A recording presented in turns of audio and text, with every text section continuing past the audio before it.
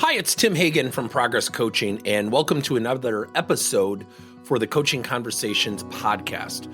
Now, we are on Stitcher, we are on iTunes, and multiple different channels. Please check us out. Now, one of the things that you'll get out of our podcast episodes is a lot of content, a lot of strategy. It's not fluff, it's not concept, yet we really want you to engage with the content and let us know your feedback. If you have any questions, feel free to reach out to us. If there's topics you'd love to have us address, we would love to share them with you. Let us know your impact and let us know your feedback. Welcome to the first masterclass of the coaching school. Now, the coaching school is really a takeoff on a cooking school. So I want to break down the basic components so you can understand the context of how we go about putting together our coaching recipes. There are three main components. The first component are the ingredients. And the ingredients are broken into two areas. The types of coaching, such as one-on-one, group, peer-to-peer, self-coaching, and then the techniques, questions, activities, learning projects, using career motivators, something that we teach called supplemental coaching, which also could be a type of coaching. And then the second thing is the recipe. How do we bring these things together for a really good coaching recipe? The third area is the secret sauce. Now, what I'm going to do today is I'm going to give you a number of case studies of what's worked. And I'm going to narrate the types of coaching and the techniques being used and how I formulated a recipe. Now, as we all know, we can go to 10 Italian restaurants, order lasagna from all 10 restaurants, and it can have 10 different tastes to them, even though it's the same meal. So coaching isn't just one size that fits all. You have to navigate those waters. Now, number one, I want to share with you a long time story and how this helped transform, because this company certainly was transforming itself long before I showed up. And that is the following, is I had an individual years and years and years ago, over 20 years ago. And there's a reason I tell this story. And he had a negative attitude. He was at 71% of goal. He was in sales. And needless to say, he did not have the best attitude in the world. And I remember we were in the midst of working together, and the manager in an executive team meeting wanted to fire him. This is 20 plus years ago. And I really want you to hear this, because a lot of tips and techniques and types of coaching were used. And I was in the board meeting, and I got to know this young guy. And I said to the manager in front of the board, I said, well, why are you firing him? He goes, well, he's not meeting goal. He's at 71%. Mind you, he's 9 months out of college. I'm like, okay, well, why is he not hitting goal? Well, I just don't think he's wired for sales. That is the direct comment made over 20 years ago. Now, I don't know about you, but I've never seen the wiring of someone who's into sales or not into sales, or good at sales or not good at sales. And I said, well, what does good wiring look like? The president turns to me, Phil, and says, Tim, what's your problem? And I said, well, we're about to fire a guy 9 months out of college because he's not hitting goal. Is anybody surprised by that? I'm not hearing us looking at this opportunistically. I think we're looking at just numbers, but according to you guys, you want to build a coaching culture. He goes, well, what do you recommend? I said, I'll coach him. Now, at that moment, the sales manager at the time is not thinking about my Christmas present. He is not happy with me. So what I did is I sat down and had a very direct conversation with the sales rep. And I asked him a couple questions. And I want you to hear this, because coaching is about listening. It's about really uncovering things that can position you to help people. And I said, look, you're not hitting your numbers. Help me understand why. First comment, my manager sucks. And I smiled at him. I said, okay, outside your manager. He goes, this company has no idea how to market itself. 20 plus years ago. He's 22 at the time. Of course, he's got all the answers, right? And I said, Chris, I'm going to do something. I'm going to go get a soda. And then I'm going to give you some time to think about a really honest answer. And if you do not answer correctly, I'm probably not going to be able to save your job, because I've already saved it once today. So if you want to be candid about other people, let's start with yourself. So I leave. Now, what I just demonstrated was reflective coaching. Defensive people who resist, time does a wonderful thing in partnering with you. They know deep down. They know they're not telling the truth to themselves. So I come in and 15 minutes goes by. I bring him a soda and I look at him. I said, "What'd you come up with?" And his voice cracks. He goes, "I've got a pretty bad attitude." I said, "Yeah." I said, "Where does that come from?" He goes, "Why are you so excited about my bad attitude?" I said, "I'm not excited about your attitude. I'm excited you're being honest. Self-awareness is hard. I battle it. You battle it. We all battle it." I said, "What are you willing to do?" He said, "Anything." I said, "Awesome. Here's your learning project." Now, at Progress Coaching, we teach something called a learning project. This is a technique. Now, I'm going to meet with this guy every week, which is the type of coaching is one-on-one coaching. But stay tuned. There's much more. And I finally said to him, every week I want you to do something. I want you to perform a random act of kindness for somebody in your SBU unit or your area where you work. He said, "Why?" I said, "Oh, you said you're willing to do whatever I ask. Don't ask why. Let's just do it." Now, what was my strategy? First of all, it has nothing to do with sales, right? I didn't talk about objection handling or things specific to his job, but I did notice something about him. He was a recluse. He was distant from teammates. He ate lunch by himself in the company lunchroom. So then I recruited two guys, two of my favorite guys in the world, Eric and Matt. I said, "Hey guys, I'm going to be working with Chris. When you walk by and you hear him making a good phone call, would you just kind of tap him on the shoulder and say, 'Man, you sound great. Keep it up.' And if you'd be cool, maybe once a month, just grab him for lunch. We need to get him inclusive with the group so he can learn, so people invest in him." And over about a month and a half, 2 months, I'd say, the manager calls me and goes, "What the heck are you doing?" He is angry. Now, this is where I made a mistake. I did not involve the manager as much as I should have. That was a major mistake I made. He said, "He's sitting here serving pizza on Friday to the rest of the unit?" And I said, "Okay, now what's clicking in my mind is, cool, he's doing his learning project." And I said, "Jeff, what are you seeing when you look out the window when he's doing?" He goes, "Well, they're all sitting there laughing and having fun." I said, "When was the last time you saw Chris have fun with his teammates?" He said, "Wow, never." And I said, "Jeff, I owe you an apology. I did not bring you along for this on this ride successfully. That's on me. And that stops today. I will include you. Again, there's more to come." I said, "I got Eric and Matt who are going to give him some peer-based coaching. They're grabbing him for lunch. They're starting to role-play and practice with him." Never told him to do it. It's just a natural evolution of investing in him. And after about a year, and I hope you really hear this as our first case study, he went from 71% to 119%. So at the end of the year, people were amazed or they couldn't believe it. Look at his numbers. Guess what everybody wanted? Everybody wanted coaching because they could see the benefits of it. Now, this guy put in the work, mind you. So we get to the boardroom and we're going to give updates in our coaching. And this is really critical, especially as an outsider. I transferred the responsibility to the leader. The leader, Jeff, the manager, called me and said, "I don't want you to coach Chris anymore. I think that should be a responsibility at my doorstep, not yours." I said, "Yep," packed up, walked out, got in my car. My phone rings. He goes, "Are you mad?" I go, "Man, I'm so freaking proud of you. Absolutely, it should come from you. This is awesome." He goes, "Oh, I thought you were mad." I go, "No, you're right. So at the board meeting, I praised this guy. And I said, "Jeff's done a masterful job with partnering with me." So the techniques were the learning project, asking questions, the activities that he had to do or the learning projects between coaching sessions was just simply a random act of kindness. He had to do it every week for 1 year straight. People started to like him. He's actually a great guy. Let me tell you, 20 years later, still battles his attitude every once in a while. We're not curing people. So then the manager became a great coach, a phenomenal coach. Jeff became a phenomenal coach, and he had the great personality for coaching. The organization, everybody in the sales organization said, "What? I want more coaching. Look what that guy got the benefits of." Guess what everybody wanted as leaders? "I want to learn how to coach."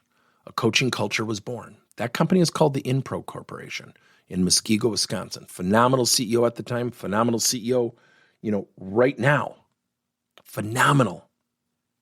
And I think what's really cool about this, everybody, is what the types of coaching I use is one-on-one, peer coaching, observational coaching. The techniques I used was learning projects between the sessions, but I really parlayed the learning project into a random act of kindness to have more of an inclusive strategy. But I constantly was asking Chris, what are you learning about yourself? Man, I got to practice this positivity. This is hard, Tim. I said, yeah, it is, Chris. And that's case study number 1. Case study number 2 is a young lady, single mom by the name of Amanda. And Amanda is tough. Single mom, 3 kids, tough. Battled me every step of the way. And one of the things at this manufacturing organization here in Wisconsin where I reside, it is a tough business to be in. And by the way, I used the wrong name. It's Emily. And Emily was tough. And she wanted to go into customer service. And she was going to go interview. Now, as leaders, we're put in precarious positions. And I got Emily's trust. She really did trust me. And I trusted her, and she trusted me. And that was really through a lot of just social conversations. And I said, wow, 3 kids, you're on your own. I said, how are you managing all that? That's a lot. And she said, oh, yeah. And I said, this is where simple conversation. Please do not underestimate the value of idle chit-chat. Because I was brought up by a single mom. Now, I didn't know what it was like to be a single mom, but I shared my perspective with her. Trust, connection. We had some commonality between each other. I'm 30 years older than her. So demographically, it's, they have nothing in common. So 2 years go by. She's improving. She's becoming a better leader, better supervisor out on the floor. And then all of a sudden, she wants to go into customer service, and she interviews.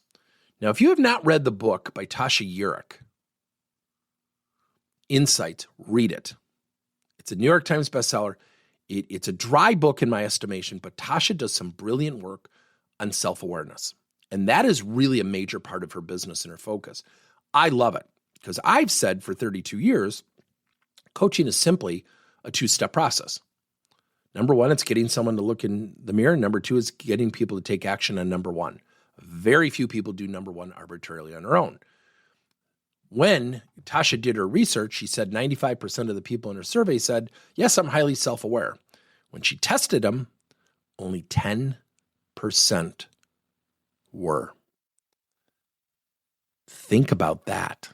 That means 8.5 out of every 10 people on a team significantly lack self-awareness.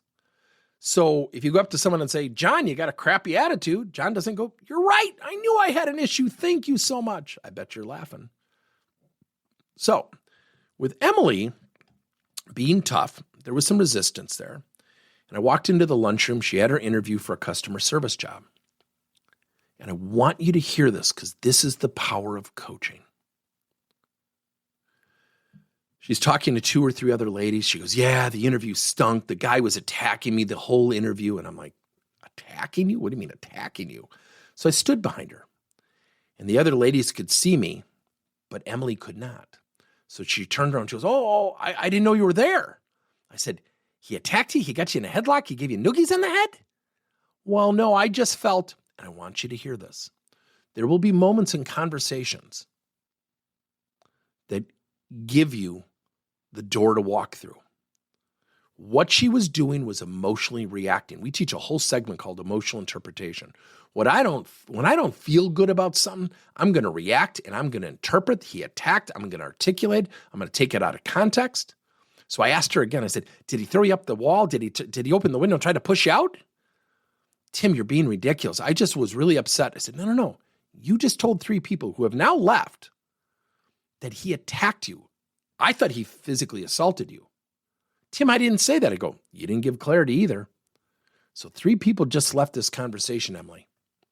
By 11 o'clock, they're going to probably tell 2 or 3 other people about that guy who was kind enough to interview you, to be blunt, for a job you were not ready for. You got about an hour or 2, and you know how this place works.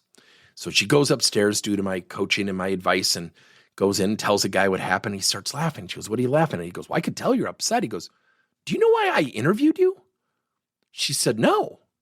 He goes, you were not qualified for this job, but that showed a lot of courage to come in here. She's never turned on a computer. And I said, there might be an opportunity, Emily. Look at him and say, would you mentor me? I need help. Years later, she got into that customer service department. Now, what did I have to do? I had to confront. I didn't have a lot of time, but I had built up context. I had built up connection. I had built up commonality between the two of us. Not that I gave myself the right, but I think I earned the right. So the types of coaching I did with Emily were one-on-one, but one of my foundational strategies, especially someone demographically so different than me, was to find some connection and commonality. Single parenthood was it. And she later got married, which was awesome. And what I said to her in that moment was tough, but I knew I didn't have time. And I actually was walking out to go to my car to go home. So what I also did is I integrated a mentoring program with this other leader to help her progress her career. Other people saw that. See, the funny thing about coaching success is it becomes contagious. What was the secret sauce? For me, the secret sauce is we do not spend enough time just talking, having a cup of coffee or a soda and saying, how was your weekend? Oh, your kids play softball. And I'll share this with you. I have a client out in Nebraska right now, and the ag industry is awesome. Great people. And I got a bunch of guys that just, Nebraska football. They are so in love with Nebraska women's volleyball, you wouldn't believe it. And we all share this love of coaching. Didn't know that in the beginning. The chief operating officer coaches girls softball. I got more people coaching baseball out there, going to the state tournaments, and we share coaching techniques. A secret sauce is schedule time for you as a leader and facilitate time for your people to talk to each other. There are 4 stages of team development. Number 1, connection. Get people connected and chatting. Number 2, when they find out they have something in common, the 3rd C becomes collaboration. It becomes easier to collaborate and work together. Number 4 is conflict. Conflict tremendously dissipates and is more productive because of the first 3 stages. But if we don't have connection, context, commonality, and we're not collaborating well together, conflict's going to feel very arduous. Very arduous. Now, the 3rd case study is a small credit union.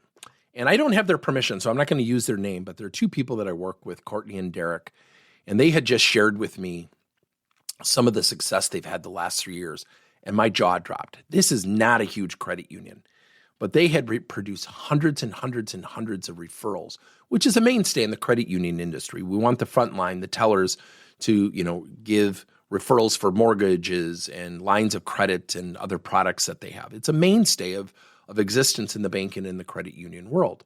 Now, to be blunt with you, Derek is a phenomenal coach.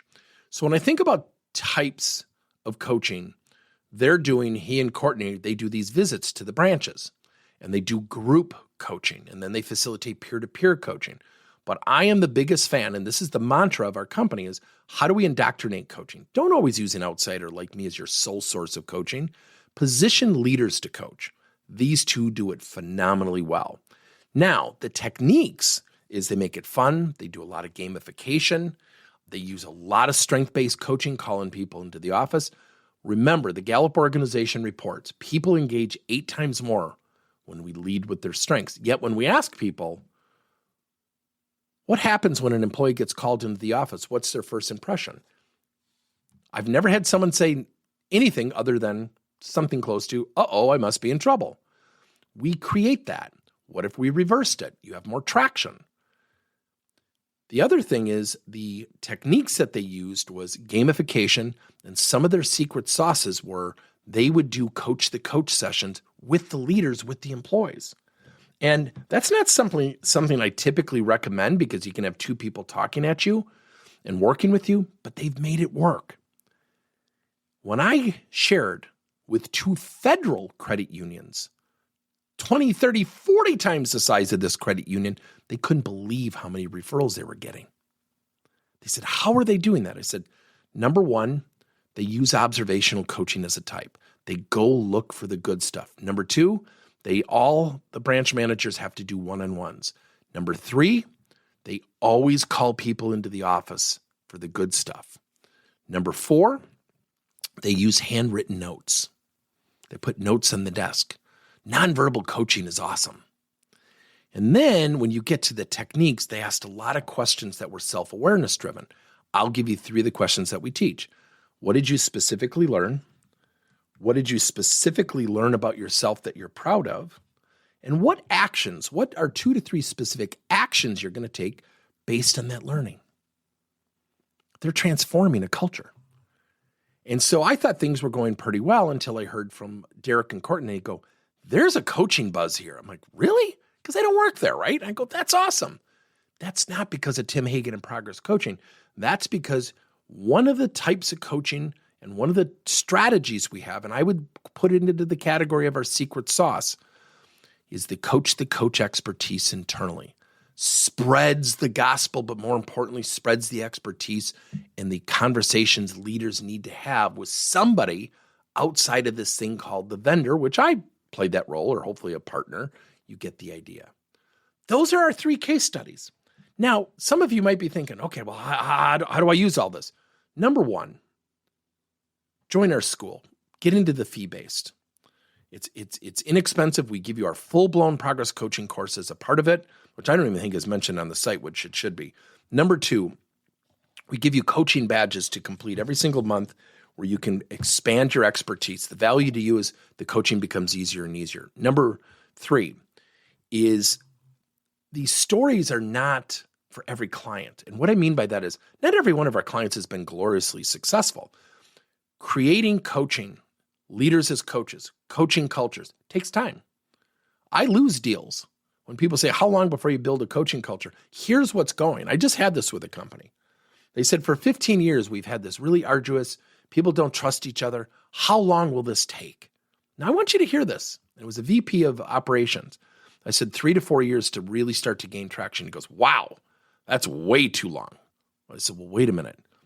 You've been practicing 15 years of a negative culture. Your words, not mine. And you're going to give me a fraction of that to rebound what you've created?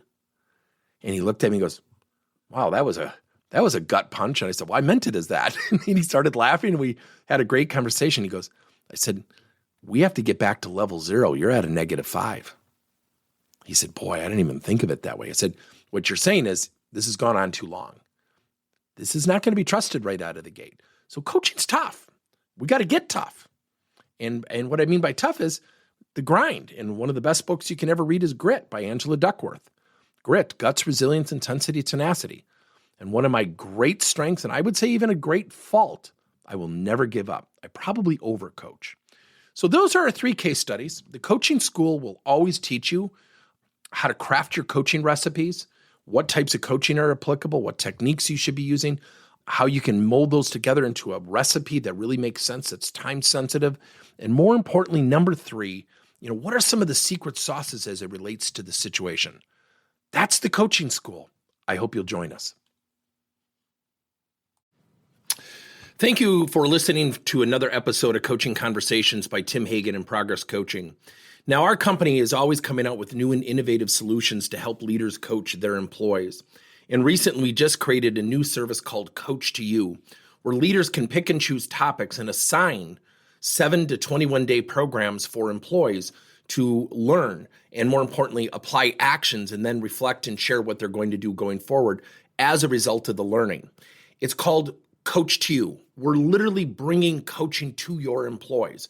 If you're intrigued, we'll have a link in each one of our episodes where you can get more information.